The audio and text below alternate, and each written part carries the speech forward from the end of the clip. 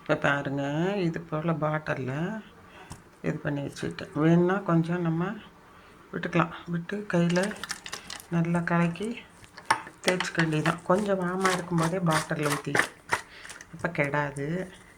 அப்பப்போ தேய்க்கும்போது இப்படி குலுக்கி விட்டுட்டு யூஸ் பண்ணுங்கள்.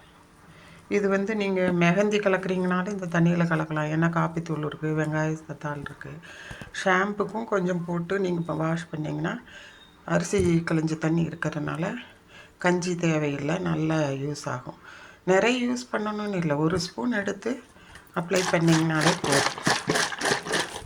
முடி வந்து முன்னாடி எல்லாம் இதாகிறதுக்கு நல்லா முளைச்சி வரும்.